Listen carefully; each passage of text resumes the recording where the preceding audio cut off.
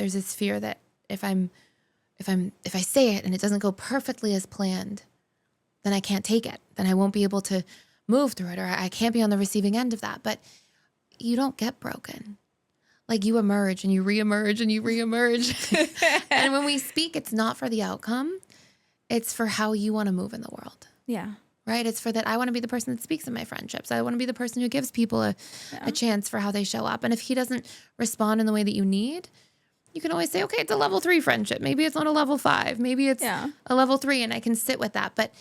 But you're actually partially the one here closing and pushing when you choose to not speak.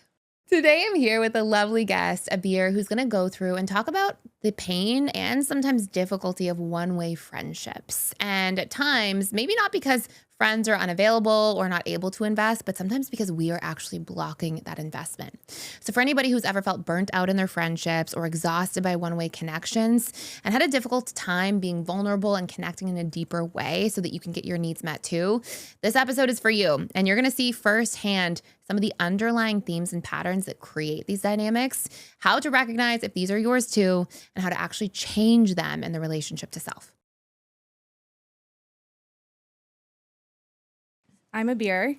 I am from St. Louis, Missouri. I grew up in Dubai, and I moved to the U.S. about 12-ish years ago.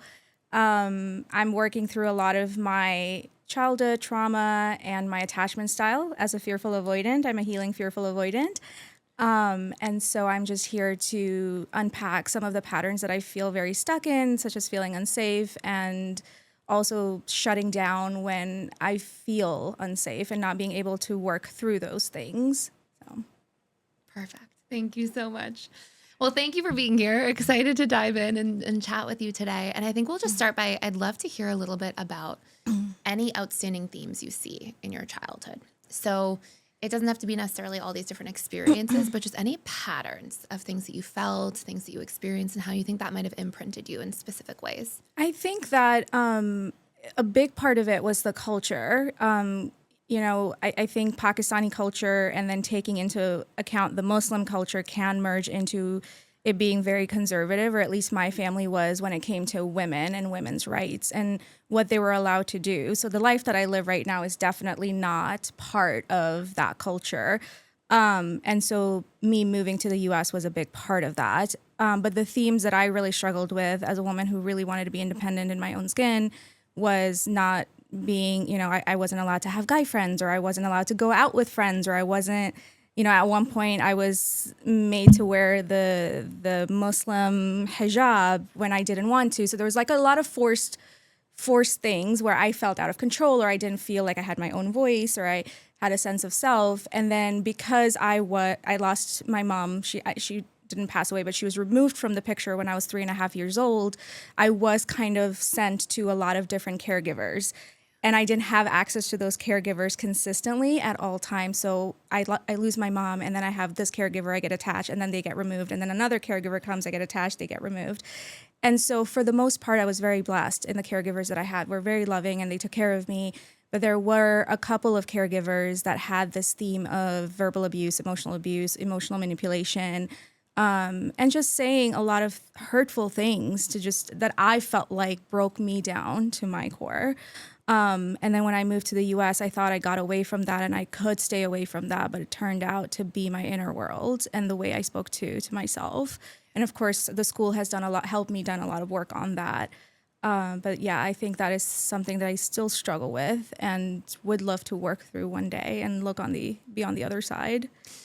That's a beautiful share, and there's so many things just already in there that I want to touch on, and so we'll go into that, and we'll sort of link it into your topic for today is working through how these patterns sort of emerge in friendships. But there's a lot in there, right? Like going through, and I think there's this sense of even if you, for the most part, had some great caregivers after losing your mother as a primary role in your life, even if there were people who were kind and sweet, the act of constantly having to go from one person to another would have definitely had some disruption in the way that you learn to attach. Oh, yeah. And so you said something really powerful, which I thought was beautiful to hear you say, which is that you realized a lot of how you were spoken to by caregivers that weren't as healthy became a lot of your internal dialogue to yourself. Yeah. But also this dynamic of well, you would have kept losing people and losing people. And so I want to just dig into that for a moment because I actually think these are going to be some of the patterns that emerge in friendships. Oh, yes.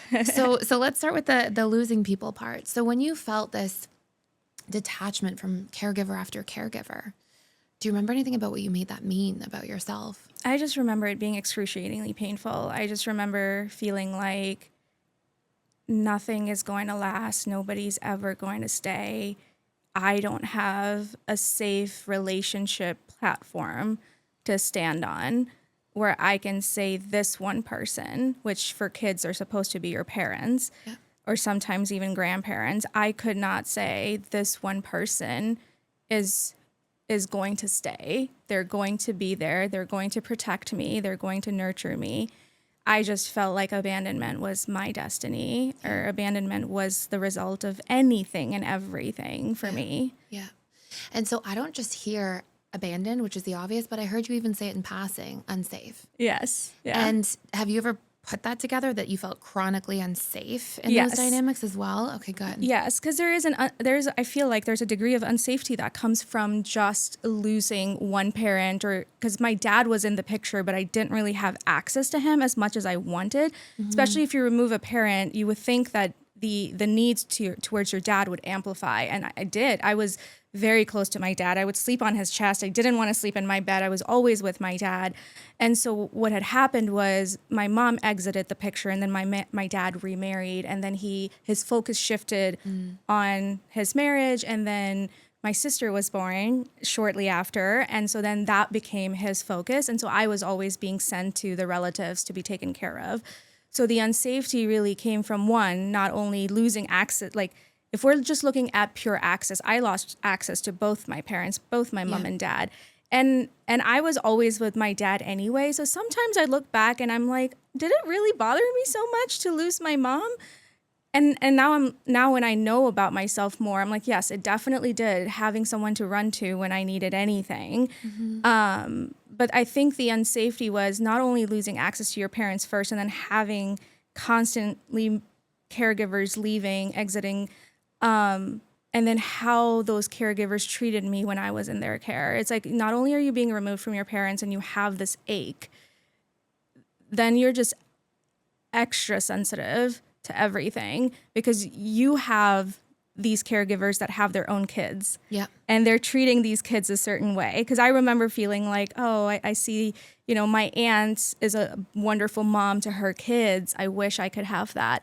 Or I would be in school and I would see parents coming to drop off their kids and I'd be like, oh, I wish I had that.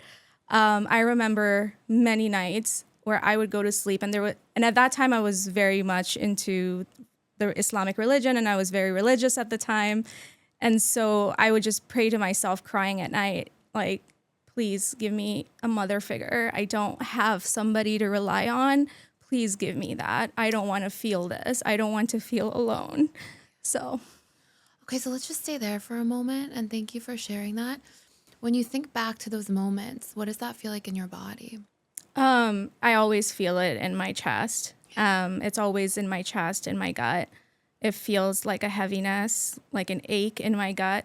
And it's quite down now a lot. I remember this would be something that would completely disable me. Like I couldn't do anything. Because I've worked on a lot of the beliefs that came from it, right? Like I'm unlovable. Yeah. I'm not good enough. I'm not worthy. I will be left every time, or nobody would want to be with me. Yeah. All those things are definitely not as loud. And so I can feel this feeling, know why I'm feeling it. It is there. It's not disabling me, but it's there. And if you had to put that feeling into words, is that I am alone, or is it I am abandoned, I am unsafe? Like, what is that big? I think the biggest one is I'm unworthy. Okay, interesting. That's the big one. Yeah, for sure. And is there this part of you at the time that felt like, okay, if I was more worthy, then I wouldn't be in this position? Yeah, maybe. Like I know as a kid, I felt like, because like there were certain things that the family members used as a scale. If you were good in school, if you were pretty, if you were skinny, that would make you like this perfect child. And so that's how my eating disorder stemmed, because this one particular caregiver would fat shame me openly. Like we could be sitting in a room of people and she would come and grab on my body parts and be like, you should not be having this. Nobody wants a fat, ugly bride. Like, she would openly say over and over again.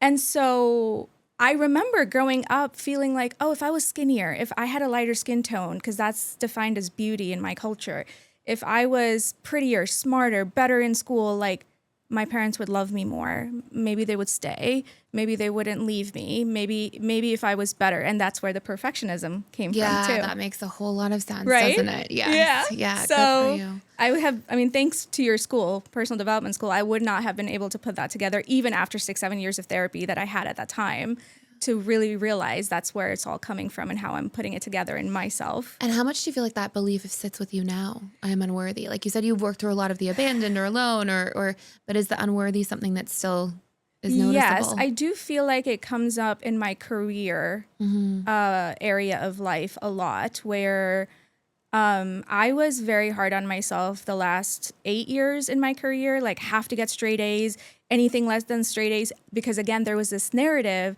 that if we're sending you outside of the country to go to school, it's a privilege. Yeah. Because I'm supposed to get married and have kids, and like, it's not like you can't have access to education, but the fact that we're sending you abroad and paying for your education, it's a privilege. It's not your right. Yeah. And so I was like, oh my gosh, my dad is spending all this money. I cannot mess up. I have to get straight A's. This pressure. I didn't have any friends in school. I didn't go to anything. I mean, my friends still make fun of me. They're like, yeah, if we'd ask Abeer to go out, they'd be like, I have an assignment in 6 months. I can't go.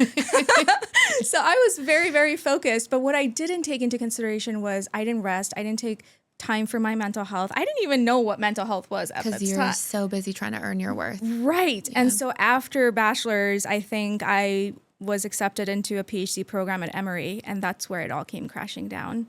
Okay. No matter how hard I try, I couldn't perform because I was just, and I've had one attempt of suicide in my life, and that's when it happened. During that time. Yeah. And at its root, would you say the biggest, loudest piece in that was just this feeling of like, I'm losing my entire identity because I'm losing my worth because I can't perform? And that was one of the biggest catalysts that triggered that? And I remember when I made the attempt to take my life, one of my caregivers was sitting next to me and saying everything negative about me. Oh my goodness. Like, this is wrong, you're doing this wrong, you've got a chip on your shoulder, this. And it was ongoing. And I had this moment, I was like, I'm struggling so much in life. And here's the person that I care for so much, my attachment figure. Finally, I have a mother figure, and this is her. And if she's saying all these negative things about me, and you know how you define suicide, it's not because I really was wanting the exit from the pain. I was wanting it to change. I wasn't wanting death. I was just wanting it to change. And I was just like, maybe it'd be easier if I just didn't exist, because nothing I do is good enough. Nothing is enough. And that is basically when it happened. I mean, it was a long time ago and I'm past it, but I remember that was my breaking point. You may relate to this, but oftentimes we absorb these different ideas from earlier in our childhood or past conditions or experiences we went through. These ideas like, I am unworthy if I'm not overachieving or overperforming. And in this part of the segment, you're going to see us actually surface these subconscious stored beliefs that Abeer has been carrying and work through them by questioning these stories so that we can see outside of this old narrative and actually take the blinders off. So I want to go in. I'm noticing all these. Thank you for sharing so vulnerably. And I love that you noticed and have the awareness and wisdom to recognize that even though that was a long time ago, it was just this attempt to escape from pain. And it wasn't that was the outcome that you were wanting. No. But I want to be really clear that we're not carrying that. So I'd like to actually go in, because that's a very, very heavy, you've been through a lot of things in a big way, right? And a lot of feelings of unworthiness because of the way you were conditioned, a lot of abandonment or feeling unsafe, and definitely a lot of just difficult, challenging situations. So out of control being another one too was one that stood out to me. That's why I'm a control FA. Yeah, there you go. Yep. And that's okay. It makes perfect sense, right? So I actually want to start, and I know you said you wanted to work on the family member, so I'm going to bring it back to that, but I actually want to start with a moment in time, if you have it, where you were crying in your bed at night and praying, and you felt this profound sense of unworthiness. And you were like, if I was just worthy or more worthy, maybe somebody would stay. Maybe somebody would be here. Or maybe I would be more loved and accepted. Is there any moment in time that comes up for you there? Or Um, I remember my grandma. She has dementia now, so she doesn't remember who I am anymore, but she was very pivotal. If I am the person that I am today, it's because of her, because she was there. I remember my dad yelling at me because I wasn't getting along with my stepmom. I was very rebellious towards my stepmom. And he just would, I mean, obviously she would like vent to him, and then he would just be like, oh, it's the kid's fault. She's the one who needs to be disciplined. And he'd come and yell at me. And I would just feel like this hopeless kid just fighting to protect myself and stand up for myself, just defending myself. And then I'd go to bed and I would have those moments where I would cry. And then you know how there's like when you're falling asleep, there's this moment where you are kind of awake, where you're aware what's going on, but you're not moving because you're falling asleep. And that is when my grandma would come in my room, because she didn't want to openly show me the support. She didn't openly want to be there and say, I know this is painful. I know this is hurting you. So she would show up while I was, when she thought I was asleep, and tears would still be on my face. And she would wipe them off and like touch my head with love and try to soothe me. So I'm going to take you through that. Okay. So I want you to notice one of those moments. You've already started to take yourself through that, but one of those moments that you're sitting there in bed, and even before grandmother comes in, and you're sitting there and you're feeling like, okay, I'm unworthy. So in that moment, do you have a moment in your mind? Yeah. Okay. Many, actually. Yeah. So in that moment, I am an unworthy child. Can you 100% know that that's true? No. And what does it cost you in that moment to believe that and to invest in that? Everything. What happens to you? I mean, there's a part of me that knows I'm this very capable, strong, smart person, but I will never step into that power. Yeah. I will never do it. Yeah. Even till this day, I won't. And what does it feel like in your body when you start thinking, I am an unworthy child? What did that feel like at the time? I just felt paralyzed. Like helpless. I couldn't do anything to help myself. I had no control. I couldn't say, this is what I want to wear to school, and I could wear that to school. I had absolutely no say in my life since I was a kid. So not only was I feeling stuck, I also didn't feel like I had a way out. Yeah. And then telling this narrative that I'm unworthy, and that's why this is happening, just makes you even more helpless, right? Even more frozen in that period of time. Yep. And just for a moment, if you can imagine, like without that idea, and you look back at you as this child, without that story that you're an unworthy child, what do you see, or how do you see yourself instead? You know, it's funny that you asked me that, because I do a lot of that now. I am a babysitter on the side, and I take care of a lot of kids. I have a family that I'm with right now, and the kids, they mean the world to me. They really do. There's a 5-year-old girl, she's very close to the age that I was when I was feeling like this. And she is just this beautiful, beautiful spirit. And I just, sometimes she'll have her crying spells when she's disappointed or not happy. And I see myself in her, even though she's not anywhere, like she's not going through anything I did. But she does feel like, oh, I wish mom and dad were here longer. They just went to work. I wish they could spend more time with me. When are they coming home? And then sometimes when I'm putting her to bed at night, she's like sad. She's like, I want mom, And I see myself in her because I wanted that. Yeah. Any kid would want that. Yes. And so I remember, and I speak to her as if I'm speaking to myself. I know you miss them. They're here. They're not going anywhere. They'll be back. When you wake up in the morning, that's the first thing you're going to see is your parents. I promise you. I'm here. They love you. I love you. That's beautiful. So I want to go back. That was so beautiful. Yeah. And you left yourself just for a moment, and you started talking with the little girl. Yeah, because I love her so much. So let's go back to you for a second. So that 5-year-old, okay? So that young girl, there's you. And I want you to try to see yourself for just a moment without that story that you're unworthy. And what do you see as you at 5 years old? What do you see about yourself without that story? Just an innocent, helpless child who doesn't know anything. She's naive. She's defenseless, and she just wants to be loved. She hasn't done anything.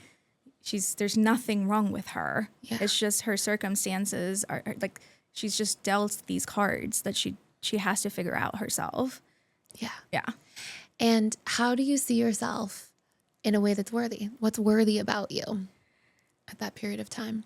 I mean, I've always had a fire about me, even when I was little. I mean, if I were to see myself as a kid and the stuff that I would say, I'm seriously, my mouth have gotten me in trouble so many times. But this fire, this strength that I've always had, and my inner child, my little child at that age had, to have that even after everything, yeah, that's strength.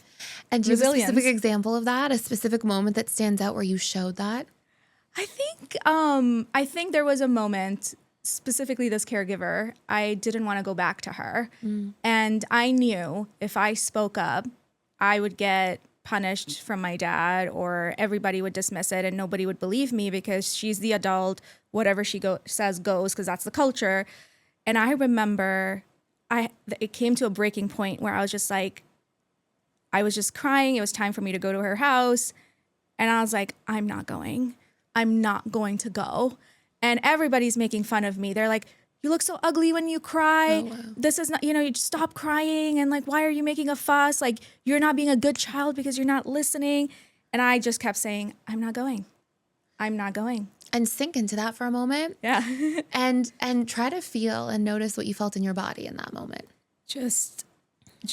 I'm not doing it. This sense of strength and Yeah. like perseverance. Yeah. And what does that feel like in your body? It just felt like freedom. Like I need to speak up for myself. I need to, yes, they're adults, and yes, we're taught to always obey adults and listen to our elders, but I don't feel good when I'm there. I don't like how I'm treated. And still a part of me felt like I don't deserve to be treated that way. Even if I feel unworthy, I don't deserve to be treated that way. And just try to notice that for a second. Try to notice that there you are as this young girl, not just with this like fire and this strength, but this individuation. Yeah. Like that's remarkable. This little girl, yeah, who already is like able to question authority and look at the situation. Hasn't gone away. And if I ask you honestly, how has that actually served you in your life to be somebody who questions authority? I mean, it's just where I'm at right now, right? I was the first girl of the family to leave home at the age of 18 to come to the US to go to school. Yeah. I mean, I have cousins who are younger than me. They're married. I have other family members that got married younger than me, already have kids, because that's what the culture outlines for you, right? Like your responsibility towards your kids and your husband is second once your responsibility towards your parents are fulfilled. And I didn't want that. That is not what I wanted for myself, especially seeing my mom and how helpless she was after the marriage fell apart. I saw the way she had to build herself back up from nothing. And I was like, that is not going to be me. Wow. That is not going to be me. And I knew that even at the age of 5, that is not going to be me.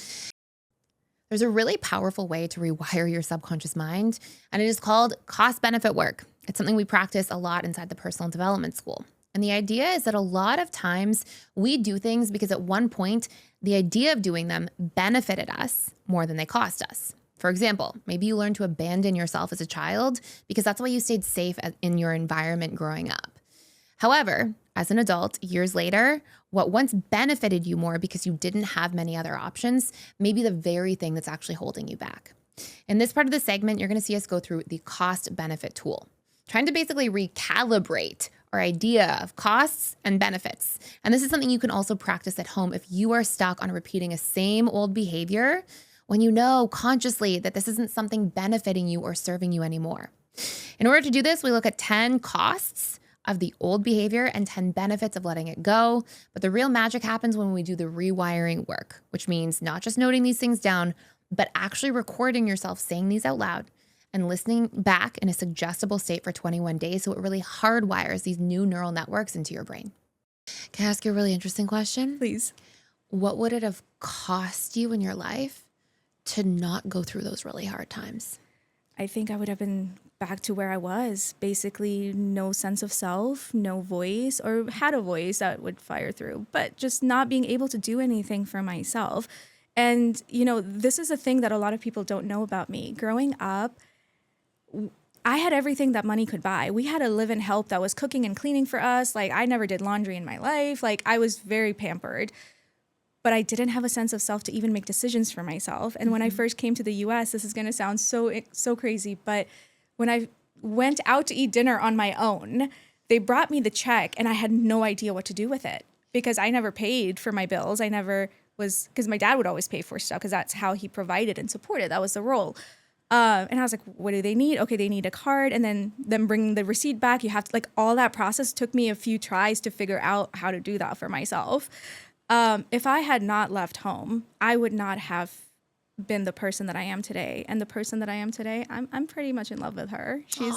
She's something. And you should be really proud. Yeah. She's something. I don't know what she is yet, but she's something. I can tell you that. And that's such a beautiful share about your own worth. Yeah. Right? Like, a lot of, even though you were made to feel so unworthy on one side, by the criticism and the harshness, it's almost like you developed a sense of worthiness in who you were. Yeah. Because you were able to prioritize a sense of, wait, I'm worth more than just constantly trying to seek approval, seek opinions, fitting in. I'm actually going to choose myself beyond that. Yeah. And I bet that wasn't an easy road. I bet there was a lot of learning curve that came out of that. It was extremely painful because fighting against the men of the family, because when I first moved here, my dad was like, if there's any way I'm sending you to the US, you have to live with family. That's my condition. And I was living with my uncle and my aunt, and my aunt doesn't have any kids of her own, so she took me in as her child. So I had that relationship with her where I felt like my prayers were finally answered, or what I wanted, a mother figure who was focused on me. I was given that. But she's still very, very much from that conservative culture mindset. So she was also not in support of a lot of things I wanted to do with my voice. And we still struggle with that, but that's just, what I think that'll be an ongoing thing, and that's fine. We can agree to disagree on that. But my uncle had that mentality of, this is a woman's role. If you're going to be living in my house, I expect you to cook. I expect you to clean. I expect you to do laundry. I expect you to help around the house. And I'm not saying I was against that, especially if I was getting free housing to be able to go to school. I had to do something in return to reciprocate. But he was very strict about that, and I hear in that it wasn't about the reciprocity, it was about the control. Is it that was fair? the control. Oh, yeah. For sure. Especially this family member. I think control is very much the highlight of his personality. And when he couldn't get the control, because I am very difficult to control. I think even my parents have given up at this point. But when he felt out of, I remember him breaking down in front of me one time. He's like, Abeer, I am tired. I cannot keep fighting with you anymore, because everything was a fight with me. But when he couldn't control me, and he couldn't hit me. Like people would be able to hit me back home. He couldn't hit me in the US. So then he would resort to psychological. Right. Yeah. Whatever he could do to break me down. I think the one thing that I will never forget is when he got really angry with me and my aunt was trying to calm him down, and he goes, it's not my fault. We brought a moron into this family. And as terrible as that is, I want to ask you a question. You can be broken down. Is it true? No. Yeah, I think you've proven that to yourself. Oh, yeah. Like, time and time again. And just sit in that for a second. So try to really notice that there's somebody who has had every circumstance that could have broken somebody, like every circumstance. Yeah. And you were not broken. Not only were you not broken, Abeer, but you took something that was extremely painful and challenging and decided to put the pieces back together in a more beautiful way. Yeah, I think there's a cost to it, though. I feel very tired now that I have none of that to deal with. I think the last 3-4 years, I've just taken the easy route, and I'm letting myself. I'm taking it easy, and a job that's easier for me, because I'm not constantly fighting for that next big thing. Or if I just want to sleep all weekend, I sleep all weekend. Yeah. If I don't want to work out, I don't work out. But for the last 3.5-4 years that I've been on the school, that has been the main theme, where I'm just tired. Yeah, you're probably catching your breath a little bit, right? Which is a big part of that. 25 years of constant pattern of this is, so much. Yeah. Yeah. But I think as somebody who can't be broken, you can definitely step into the pendulum may have swung in a different direction. Like, I got to catch my breath and get some rest and take it easy for a minute, not be in this constant pressure cooker of life. But you can slowly do a little bit of exposure on like new habits and getting back to some of those things. Yeah. So I want to go into the specific caregiver for a moment. So you had that specific caregiver, and you can share as much or as little about her as you'd like. But is there a specific instance that represents that person, a specific instant in time where... Yes. I think there's this one story, and this might be TMI for some people, so I'll try to be as careful about sharing it. But I developed as a woman, like I hit puberty very early on, like at the age of 11. Sorry? At the age of 11. You developed a what? I hit puberty. Oh, hit puberty. Okay, yes, I hit puberty. And so I had no idea what to do. I mean, I had a help at the time who showed me, okay, well, this is what you use. This is how you do it. And at that time, my dynamic with my stepmom, who's my mama, I call her mama. She's a wonderful person. I really love her. I do have a decent relationship with her now, but at that time it was a struggle. And so anytime I was rebellious or disrespectful, like she'd stop talking to me. So I couldn't really go to her for anything because I would know, okay, she's mad at me. She doesn't talk to me. As a child, I can't seek her help. Or that's what it felt like. I think today, if she was here, she'd be like, well, you could have come and asked me, but you didn't know as a child. You as felt a child, her, I'm like her shutting down, and right. That's how you're responding to it. Yeah, so that was my response. And so I remember that I had run out of sanitary pads, and I obviously couldn't go to my dad because of the shame around it in the culture. I didn't feel comfortable going to the help, and so I was at her house, and I was on the last one for, I think it had been like 12-ish hours. Yeah.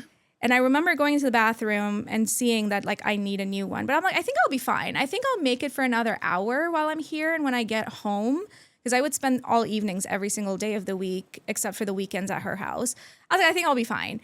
But but now when I look back at it, the fact that I can't speak up and say, hey, I'm out of this at the age of 11 and I need more, that alone is like, it tells you where I was mentally. Yeah. But there was also an element of fear. I felt like with her, she was very explosive because if we're talking about her, this was a very, very chronic, stressful time in her life. Like financial stress, stress of family, stress of sending kids to school. I mean, she had twin boys and a younger boy, and then she was always tutoring people to make more money. And I was one of the kids that was at her house to get tutored. But the difference was my dad wasn't paying her, and the kids would be there for a limited time and go home. And then I would have to stay as long as till my bedtime. And she'd be like, well, if you finish your homework, you can go home. And then I'd finish all my homework so I could just get out of there. And then she'd be like, oh, you're done? Okay, well, you're going to help me with the dishes, or you're going to help me with this because I need to teach you how to be, like, teach you all the jobs of a woman to, like, clean and cook and all that because you need to know how to do that. And I remember I was like, I came out of the bathroom. I was like, I just sat down. I was wearing beige pants, so it was not something that I could easily cover. And I'm just sitting down, and I'm just like, yeah, I'll be fine. I can just get through an hour. And then all of a sudden I see red everywhere. And my first instinct was, I was very close friends with my twin cousins. One of them is still my best friend. And I ran to him. I was like, I'm not supposed to talk to you about this because you're a guy, but I don't know who else to ask. Could you please take me home? I need you to take me home now. And she was in her room on the phone, and she didn't want to get off the phone. And he was telling her, I'm going to take Abeer home. She was like, why, what? And then he was like, I'm just going to take her home. And then and she was like, okay. And then he took me home because she was on the phone. And I was glad that she was distracted to let me go. And then on the way, I was like, hey, do you have any money? Do you have like any, like even a few dirhams? Like I need to go to the store. I need to buy myself pads.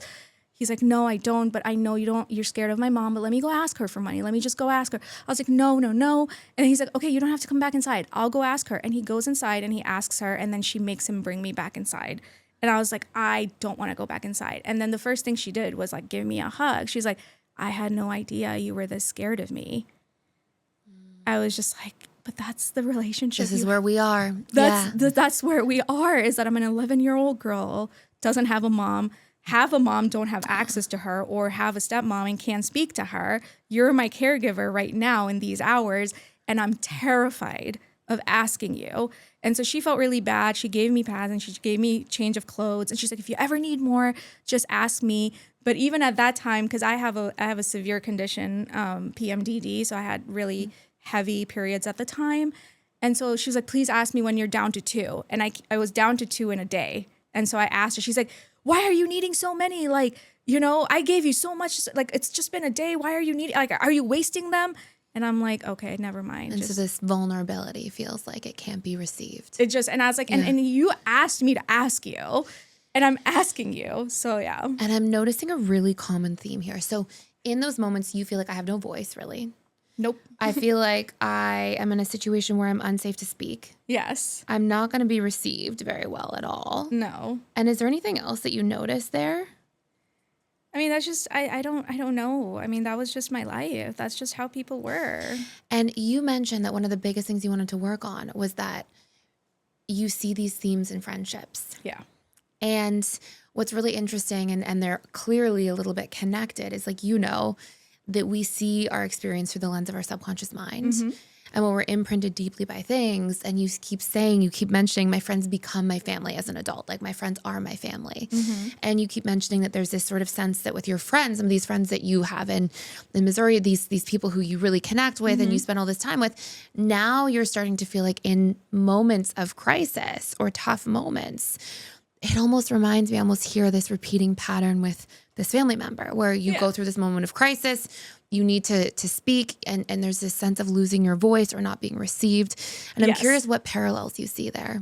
For sure. So I don't know if this has anything to do with it, but I do tend to attract more avoidant leaning people. Mm-hmm. Even though I was anxious leaning when I first started the school, but I don't feel that level of anxiety anymore. I don't know if I'm now in my avoidance or I'm more in the middle. Probably more secure. Probably. Yeah. But I think the theme that I've constantly heard from people is you're the only person we can talk to, or you're the only person that helps us feel seen, or you're the only person that we can tell stuff and not feel shame. Because anything they tell me, I'd be like, you know what? I've been through that. Like, there's nothing wrong in feeling that. There's no shame.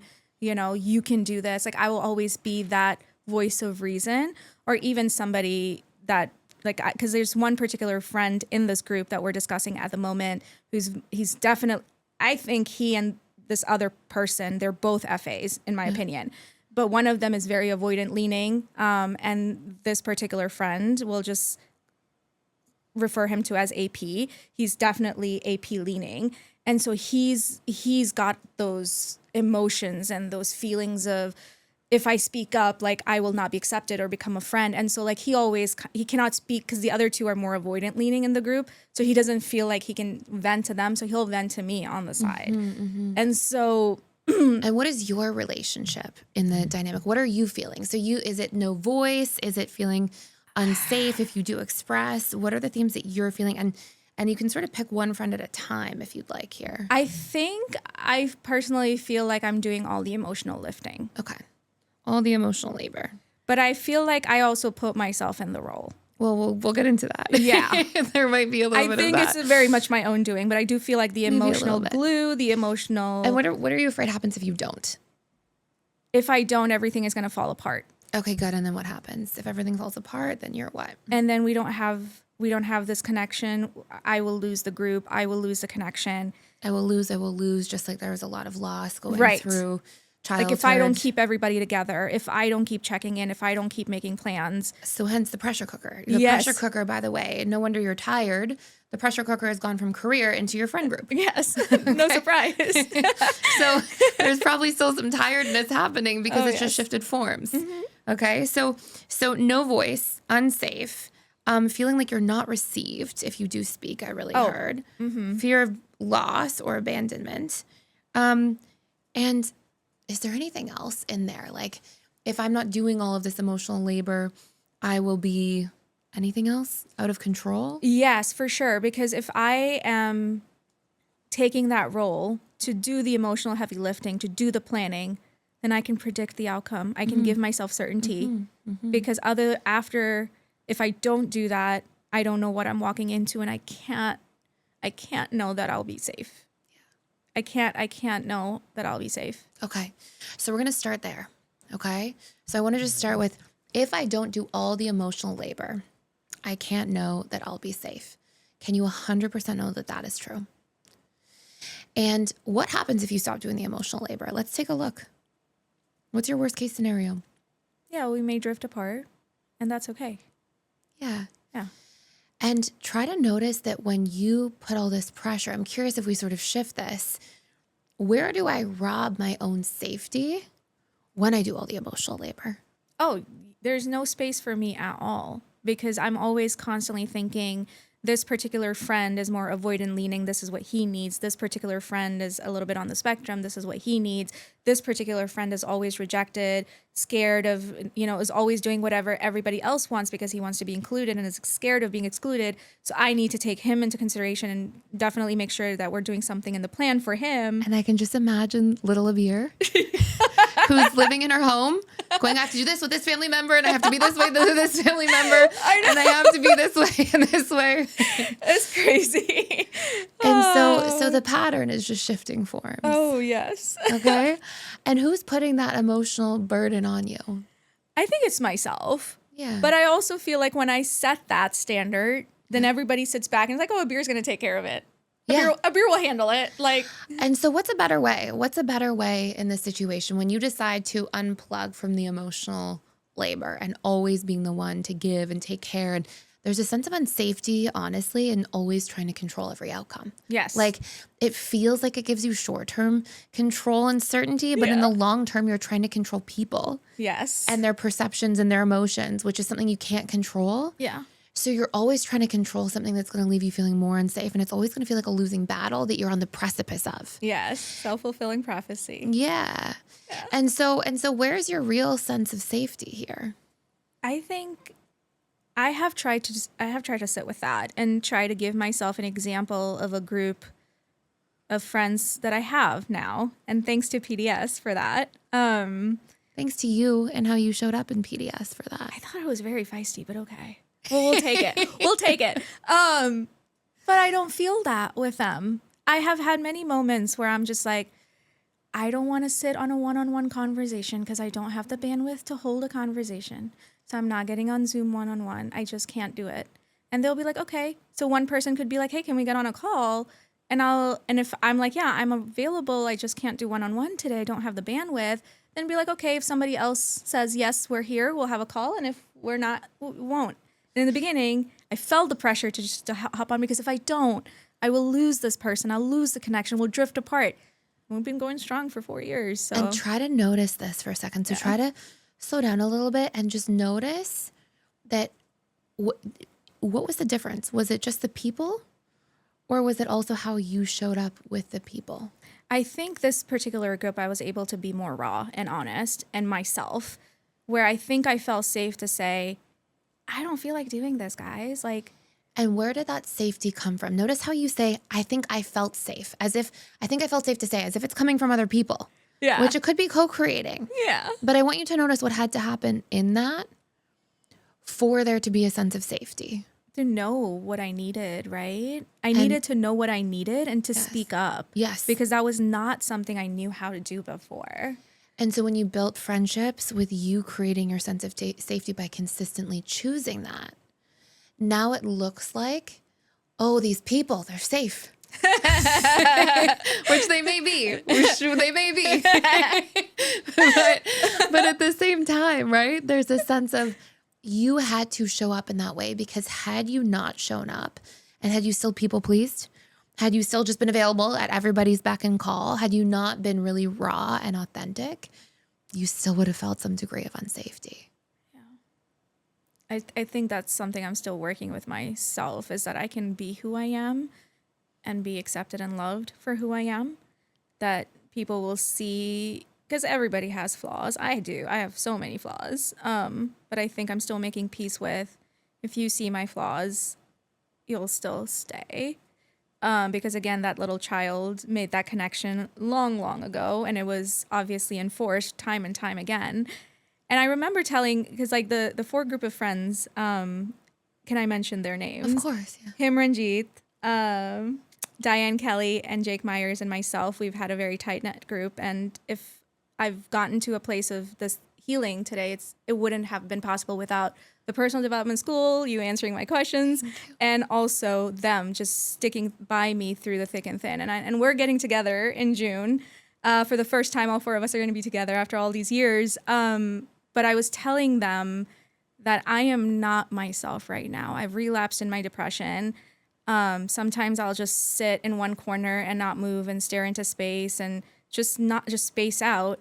And I'm sad that you guys are going to get to see me at my worst. And Jake said, he's like, we're your best friends. We're here for your best and your worst and for everything in between. And try to notice that for a second. And try to just slow down and really feel about it. Okay? And don't be afraid to sink into feeling that for a moment. And what does that feel like for you to actually be received that way by other people? It's something I'm not used to. It's not something that's my baseline or default, even though every kid deserves to feel that. And I noticed that when you tell or share about these things, there's a tiny part of you that speeds through them. I just don't want to say it. And because it might feel a little out of your comfort zone to feel about it. And you won't fully receive until you let yourself feel it just a little bit. Okay, so I want to take you through a couple other places of that. What are other examples you have from this group of friends where you've been yourself? What struck me in what you just said too is you said, oh, I'm sorry I'm not myself lately and you're not going to see me, as my best self. But you saying that was so yourself. You saying that was like, I'm not feeling good. Yeah. You're going to see me and I'm not going to be feeling good. Yeah. And there was this authenticity in that. Yeah. And the moment you're authentic, you then allow yourself to be received in a way that's loving, in a way that your worthiness is not dependent on how you're showing up or performing or achieving or all the things you were taught to do. Yeah. And so do you have any other examples with that group of friends of when you haven't been yourself, but you've shared honestly and you actually felt more worthy? Yes. Experience? I think the relationship that brought me to PDS, because it came into my life at the time where I really didn't have a very strong sense of self and I was still working towards that. And a lot of the healing work that I did during that relationship, after that relationship ended, was with these core group of friends. And I just remember the amounts, like the hours that they sat on the phone with me, and there would be random moments where it would hit me and I just would be crying uncontrollably. I remember Jake in particular, he was in a meeting that he was part of this filming group, and he was in a meeting, like he was supposed to share something and be part of the feedback group. And I texted him while he was in the meeting. I was like, hey, are you free by chance? And he's like, no, I'm in a meeting. Are you okay? I'm like, yeah, I'm fine. Sorry. And nothing's wrong when something was wrong. And he knew that because he's an FA too. So he knows. And so he told me afterwards that he felt something wasn't okay. And he had to tell his writing group, I gotta go. There's something I've got to do. I've got to go. And so then he hopped on a call with me, like literally in 5 minutes. And he's like, I'm here. I'm like, you left your group. Why would you do that? I'm fine. We can talk later. Like, and all that guilt. Notice how you go to him? Yeah. All that guilt. So come to you for a moment and go to that moment. Okay. Without the guilt, and go to that moment and allow yourself for just a second to feel about that. Like to properly sink into that there he is, there you are in a moment and you really need somebody. And it's a little scary to say it, but you say it indirectly. And you have somebody drop what they're doing and show up and be there for you in a really beautiful way and get on the phone. And what do you feel the moment that you hear him say that? Underneath the guilt, what do you feel? I just that I'm worthy of this level of love and attention and consideration. I had very, very scarce moments of that with my grandmother. And he reminded me of that. He brought it back to light that this did happen when I was a kid. It is possible. It had nothing to do with who I was. I was inherently worthy of it. And he brought it back in that moment. So that's really beautiful. Yeah. And we can go back to a child for a moment if you'd like, and then we'll come back to as an adult. Yeah. But where was that sense of worthiness with your grandmother as a child? So there's this one particular story, which will speak volumes. And I think everybody that I've shared with this have cried, so I apologize in advance. So my grandma had issues with her knees, and she couldn't walk very, very far. And I, at that time, I think I was 7 or 8, I don't remember, but I had chronic gut issues, which obviously makes sense now with all the stress and the trauma and the chronic abuse. And I was at school, and at that moment in time, my parents were very deep into their careers. They could not leave work and come get me if I needed, and they didn't have anybody to drive and come get me either. And so if I knew that if I called my dad or my mom, I knew the answer I would get is like, we're busy, we can't come get you. And even if we do, it'll be a few hours. And I'm in pain. And during all of my issues with pain, like gut issues, my grandma would be the one caregiving. And so I remember calling home, and I was in a lot of pain. And I told my grandma, I was like, I don't know how to get home, but I'm not feeling good. My stomach hurts. And she knows how much I struggle when my stomach hurts. And so the school is like 10-minute walking distance at that time. And she's like, okay, well, I'll come get you. And I was just like, how are you going to come get me? You can't walk that far. She's like, you don't have to worry about that. I'll come get you. And I remember standing in front of the school with the school nurse holding my hand, because I told her my grandma is coming to get me. She'll be walking here, so we'll see her. And I see from far away, and I'll never forget this image of my grandma holding the walls of the houses next to her, because there was like the wall guarding the houses, right? And so she was just like limping and like holding the wall and supporting herself and taking one step at a time to come get me. And in that moment, what do you feel when you see her? Just unconditional love. Yeah. And what does that actually feel like in your body? Safe. It feels safe.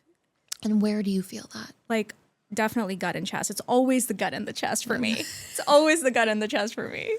That's really, really beautiful. Yeah. And so there's been these sort of sources on and off of people who appear, who show up and have this sense of mirroring back to you, this worthiness and this love. Yeah. And where else do you see it in your friend group today? I mean, even this friend group that I'm currently having a hard time with, you know, I've had moments where I've been at home sick and they'll just show up. They're like, hey, we're outside, open the door. And, you know, so I love each and every one of them. So stay there for 1 second. So what I hear is that this group of people may not be quite able to show up in love exactly in the way that you need. Yeah. But that they're doing it in the way that they can. Or they know how. Yeah. That's available to them at the time. Yes. And what's a moment of that you see? I think for each of them, the one particular friend that I recently had a conflict with in the group, which is what caused me to pull away, even though the way I shared it, I think it was a very FA moment if I was telling on myself and being perfectly honest. I think what had happened was I didn't speak up in real time and I didn't enforce the boundary. So by the time I spoke up about it, it wasn't like a mean, dismissive way or a yelling way, but it was a very direct, emotionless. There's a tiny bit of friction underneath it. Yes. Sharp. Yeah. Good word. And I think we've talked about this a lot in our school. It's like fearful avoidance. Like they don't speak up. And then when they finally do, it comes very sharp, very direct. It cuts like a knife, right? Yeah. So it was a little like that. I'll take ownership for that. And he is on the spectrum and definitely avoidant leaning. And he's somebody who takes a long time to attach to people because of his own stuff. He's got his own abandonment stuff from his life. And I have a relationship with him. I feel proud that I have a relationship with him because I know how hard that is. I know how much it takes to attach when you've been through something like that. And it was hurting me that I was coming to a place where we weren't seeing eye to eye. And I thought, because I've seen him do this with other people, his coping mechanism is, oh, it's fine. Like if they don't want to talk to me, it's fine. If they don't want to hang out with me, it's fine. He kind of like is known to be like this master of, I can get through chaos and like not have any emotions and like not have any, I can just stay calm through any storm, right? And so I thought that was what was going to happen. Like he was just going to pull away, not speak to me again. And be kind of unscathed about it, not even necessarily feel anything. And what do you feel when you believe that he's just going to be fine? I don't believe that he's going to be fine. Okay. You couldn't make me believe that. Okay. He would be fine. That's my fearful avoidance. You know hypervigilance. better. I know Yeah, better. yeah. I am able to see through that. But I was worried that it would break us apart. And because I've shut down, I'm not making the effort because I'm feeling unsafe. He still made the effort to reach out consistently and check in. Yeah. Yeah.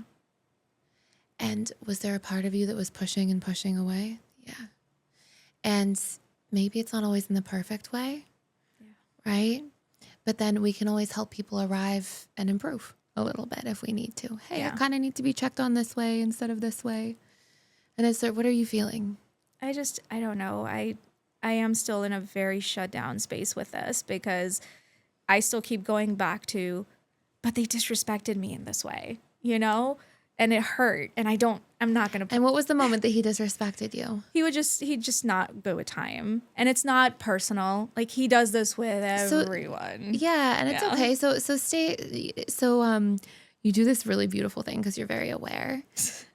But it's also going to be your own Achilles heel, where you kind of speed over, and it's okay to slow down and like feel into things a little bit, and that's going to be actually. I don't want to.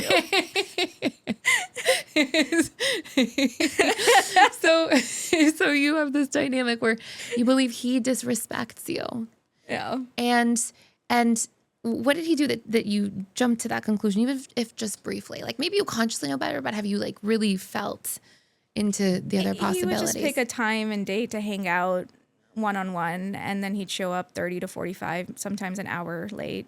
Yeah. And that's consistently. And I think that doesn't feel good for anybody. No. Right? And it's very fair to not feel good about it. Yeah. But notice the slight difference between I don't feel good about it versus believing that he doesn't respect me as a person. Yeah.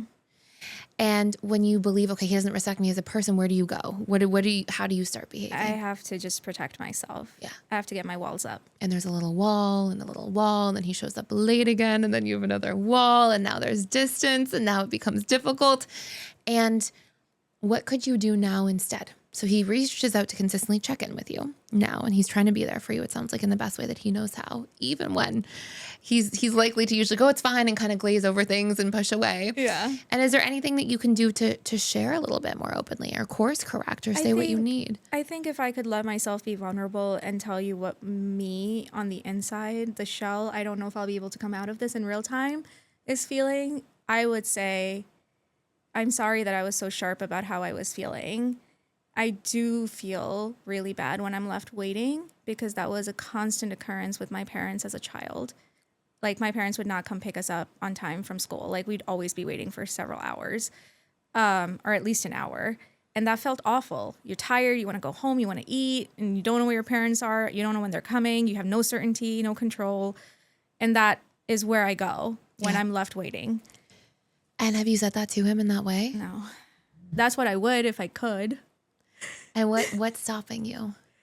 And it's too vulnerable. It shows that I'm weak, and I don't want to be vulnerable and weak, even though I know consciously. Okay, so let's sit. So because you know consciously, but you have to feel into it. That's where it reaches your subconscious, and that's where things will process out a little bit more. Yeah. So if you're able to just sort of feel into it a little bit more, what about it is courageous to actually speak? Like, what about you would be courageous to say that? Create space for myself. Yeah. It's what I'm essentially stopping myself from doing, is creating space for myself. And notice how heavy it is to carry this burden alone. Right? Like here you are in this friendship and you can't say the truth. And so now you shut down, but you do want the friendship and you do care, but I have to keep my walls up. And I'm weak if I say anything. It's a perfect situation to me. The chaotic situation. It sounds like a situation that would make you really tired. I am exhausted. That's for sure. Yeah. Yeah. And so if you were able to just open up a little bit and say that, and I think there's this maybe fear, and correct me if I'm wrong, but there's this fear that if I say it and it doesn't go perfectly as planned, then I can't take it. Then I won't be able to move through it, or I can't be on the receiving end of that. But you don't get broken. Like you emerge and you reemerge and you reemerge. And when we speak, it's not for the outcome. It's for how you want to move in the world. Yeah. right? It's for that I want to be the person that speaks in my friendships. I want to be the person who gives people a chance for how they show up. And if he doesn't respond in the way that you need, you can always say, okay, it's a level 3 friendship. Maybe it's not a level 5. Maybe it's a level 3 and I can sit with that.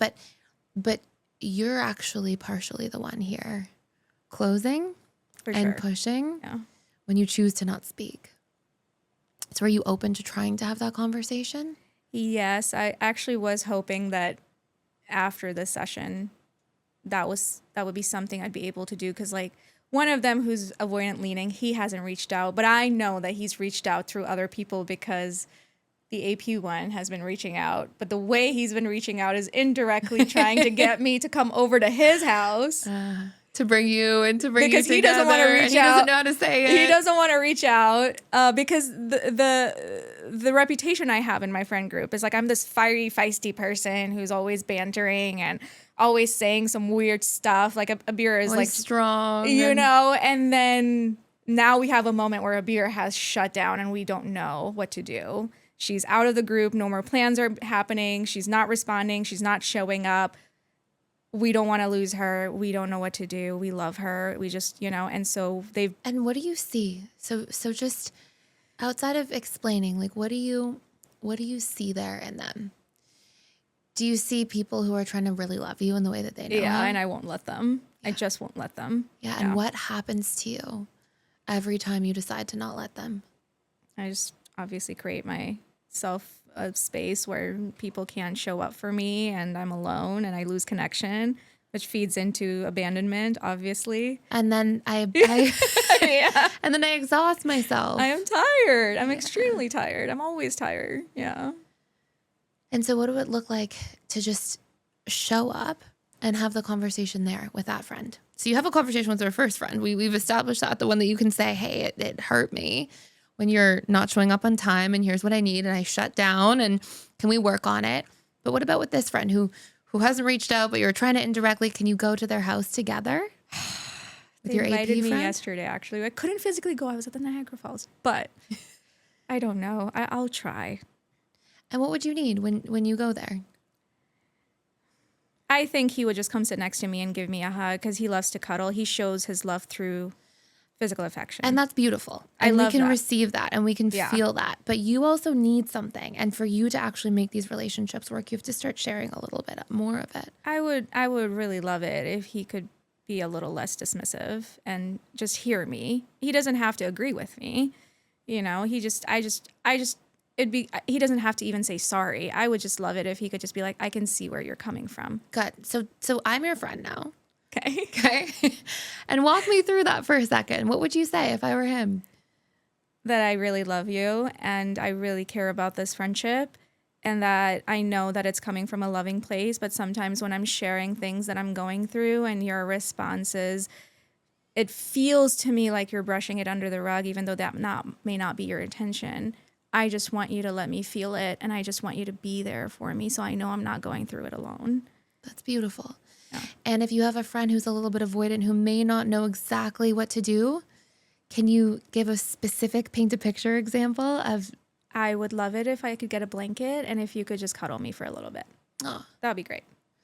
And is that, so that's a beautiful thing right then and there. That's perfect. And is there also a part where you need, if you do share something, for him to say something differently? I don't know how to frame that. I think I would just love it if he could be like, maybe just open up a little bit. Maybe just say he cares. Yeah. Hey, I don't know what to do right now, Abeer, to support you, but I care. But I'm here for you, and I'll always be here for you. Yeah. So you need a little bit of reassurance. Yeah. That he's there, that somebody's there in your life in that way. Yeah. And so is that a fair ask to have that conversation? Yeah. And without the story that you're in that dynamic and they can't really see you or you're unworthy or some of these things that you carry. Yeah. Do you think that there's a possibility that conversation can go well? Yeah.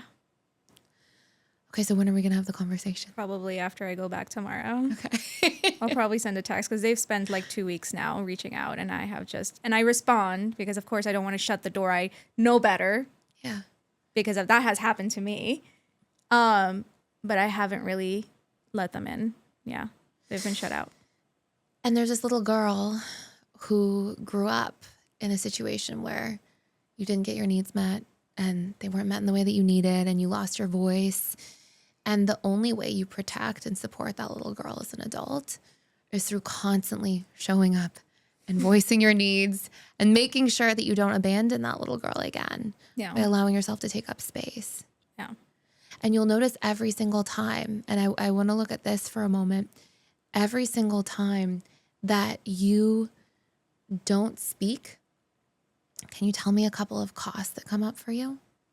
I just pave a way for there to be a world where there's not much space for me or my needs or who I am as a person. Like, I broke through so much to be here to create a life for myself, and here I have the opportunity to do that, and I'm too scared to take it. Not too scared, trying to protect yourself. I think you're very strong. I think I might be the scary one. But I think you absolutely have the fearlessness to be able to show up and do it. I think there's just this part that you want to go protect. Yeah, self-protect. But there's a confusion, right? That protection meant being quiet as a child because you didn't have any other options, but you're not there any longer. Right. And so protecting now looks like speaking. Yes. And sharing and opening and constantly opening and breaking yourself open and breaking yourself open until that just becomes this new baseline. Yeah.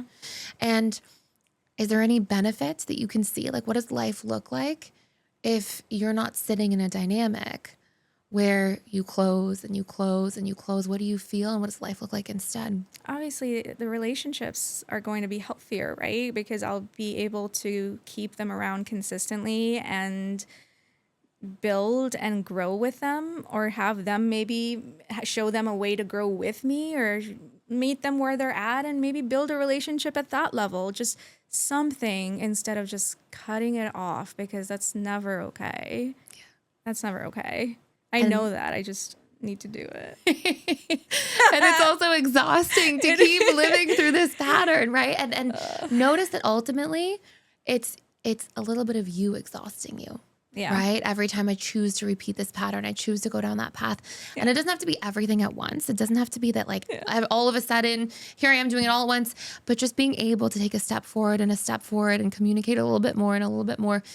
And can you picture what your life looks like? Is there a sense of a burden being lifted? Is there a sense of freedom? Is there a sense of maybe getting some energy back instead of being in this constant heaviness in your mind this way? Yes, and I think I would describe it as when I first got the Islamic clothing off of me, right? The hijab, the abaya, and I was able to wear normal clothes. And I was 13. I was a young girl.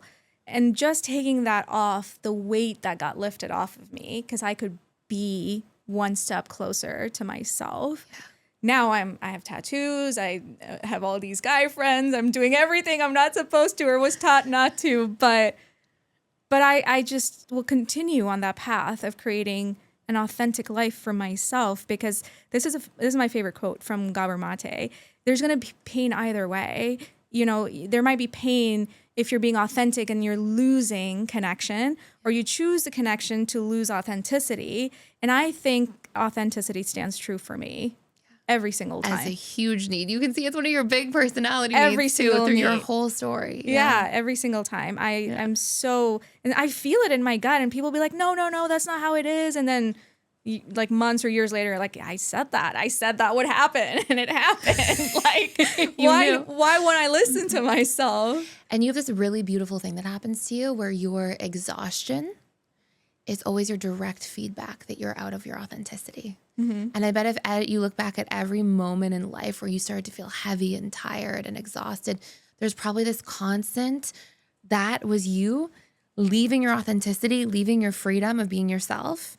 And then this heaviness comes out of nowhere. And all of a sudden you feel that and the weight of that. Makes sense, right? The relapse and the depression and me staying in bed all the time. I mean, it's no surprise that authenticity and freedom from all of that continue to be the leading factor in my life. Like, if there's no freedom and I cannot be myself, I don't want a part in it. I just don't. And are those two of your big personality needs? Absolutely. Yeah. And as soon as we get out of our alignment with our needs, we're likely to start feeling chronic sadness, frustration, grief, heaviness, exhaustion, all these things. Yep. So you constantly get that direct feedback there. Yep. Okay, so I want to share with you in summary a tool, okay? Yes, please. To take home with you, okay? So Two things. So one of the first things just to keep you like in a place where you're going to honor those needs more than anything, because I think you have this really interesting pattern where there's been a lot of pressure in your life and a lot of hardship, a lot of really hard things. And I think that you've been in a kind of quiet internal battle for a lot of your life that easily shows back up in your conditioning between who I am and what the world wants from me. Yeah. And when you feel like the world wants something other than who you are, I think you're quick to jump to, then I'm unworthy.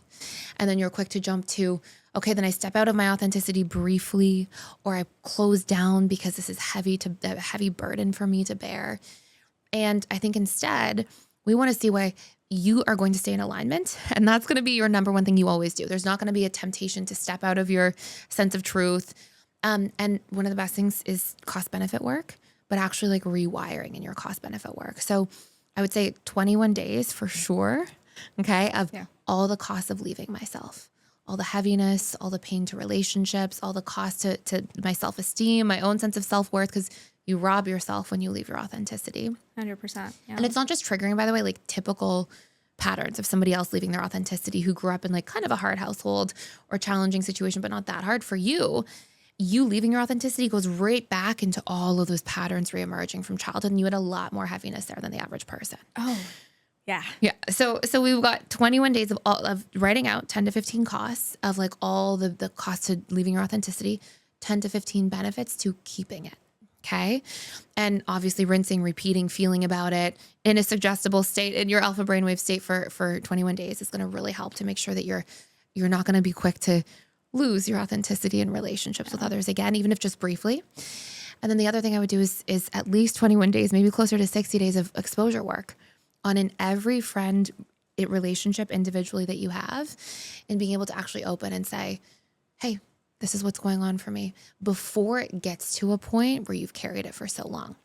And sometimes exposure work, when you're so used to being the emotional labor in the relationships, or it's such your pattern, sometimes it's easy to actually forget to do exposure work. Oh, yeah. So in the evening, as part of an evening routine, just doing an evening check-in.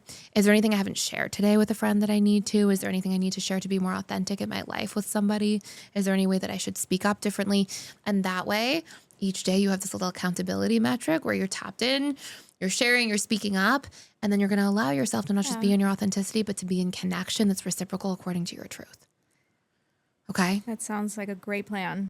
So I think my big takeaway from all of this is that I'm still guarding myself up to self-protect, and that may not be, it's worked for me in the past because it's got me to where I'm at, but I'm noticing that that's blocking me from having pure authentic connections and being true to myself, and I think I need to work on that part.